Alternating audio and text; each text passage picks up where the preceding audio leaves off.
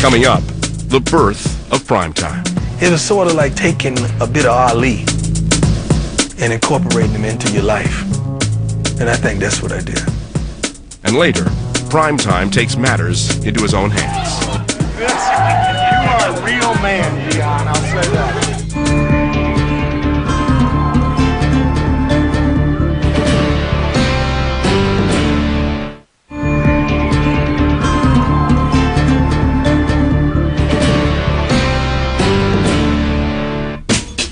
As a poor kid from the projects, Deion Sanders had used school sports to steer clear of drugs and crime. But now at the age of 18, as he graduated high school, he was facing new temptations. The Kansas City Royals were offering the quick road to riches, just as Florida State had offered Deion a free ride to college. He thought if they can offer him $75,000, he could make even much more if he go to college. I believe in me like no other. If you don't believe in yourself, ain't nobody else will. And he said, "Ma, I think I'm going on to school."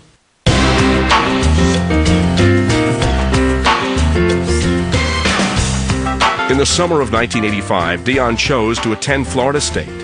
By the end of his first year, he was making a name for himself in 3 sports: football, baseball, and sometimes track. Our track coach asked him, "Will you run in one of our meets?" "Oh yeah, I'll run in one of your meets." So he goes over and runs in a meet and whips world-class sprinters. Deion Sanders fields at the 11, 15 it is. By his sophomore year, Deion had sealed his reputation as someone to watch, but the ambitious 19-year-old wanted much more.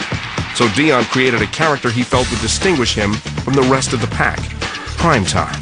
Somebody convinced him, "Hey, Deion, you can make a lot of money if you sell yourself," and that's exactly what he did.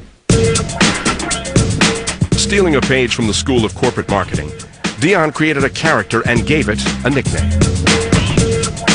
He began wearing gold chains and giant rings. Deion drove around campus in his new Chrysler convertible with personalized primetime license plates, talking on his cell phone, all courtesy of his hard-working mother, Connie. The top cornerback in college football hoped primetime would help draw crowds and ticket sales, convincing big league scouts to write him big league checks. He said, "Ma," he said, "cornerbacks isn't making any money." He said, "I got to do something to make plenty of money." Because he used to always say a closed mouth is never fed. And he just created a monster. But the primetime monster was more than just clothing. Primetime was also an attitude. An attitude Deion created based on his 4 favorite sports idols. Muhammad Ali, because I love his brashness, but he backed it up. Hank Aaron, for the way he endured those trials and tribulations of racism.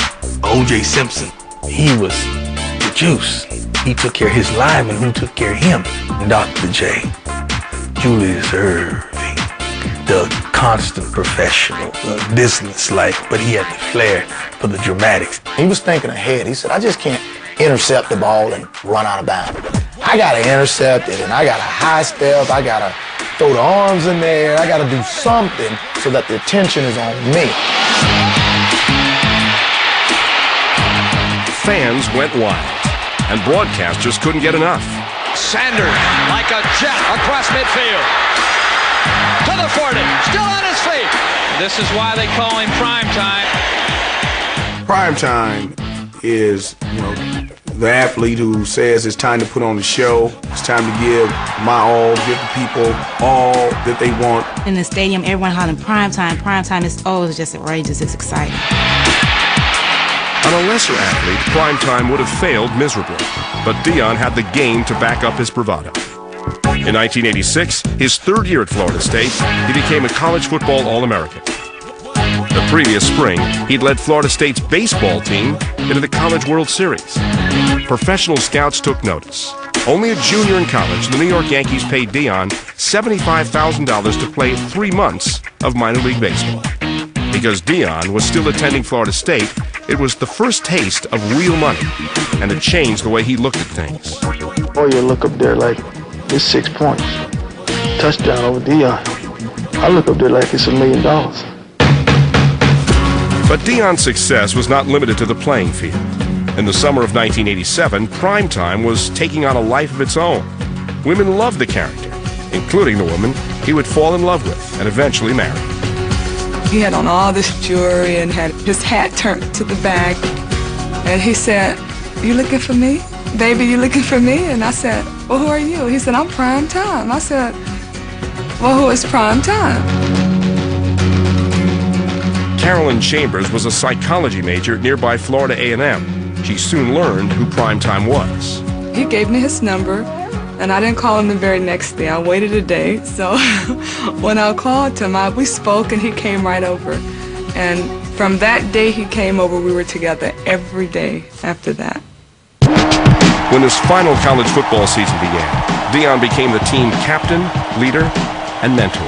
I had power amongst the team where they came to me with problems or with the drama in their life. When they needed some money, I kept $5,000 on me at all times with a little bankroll, and I always broke them off. And I worked my butt off, and I was very successful. Deion's success became the Seminoles' success. He won the Jim Thorpe Award as the nation's best cornerback and led Florida State into the Sugar Bowl.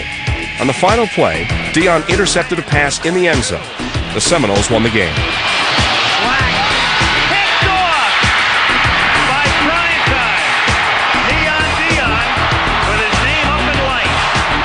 It was a storybook ending to his college football career, but the same couldn't be said of his scholastic career. After the game, Deion walked away from college without a diploma. I think when it came right down to it, there were enough pro scouts that convinced him that he was going to be a very, very high choice, draft choice, and be a wealthy man. The scouts were right. In the summer of 1988, Deion was drafted in the first round by the Atlanta Falcons and signed for more than $4 million. He was now the highest paid defensive back in NFL history. Though he lacked a diploma, he graduated to the big leagues. Prime Time was ready for his close-up, but Deion Sanders would never be the same. Well, all right. Coming up, Deion Sanders in the spotlight, developing a seven-figure attitude. Back off. Back up. Back up. Don't crowd it. It must be the money that's turning them on. Must be the money. I cannot go wrong. And later, the walls come tumbling down.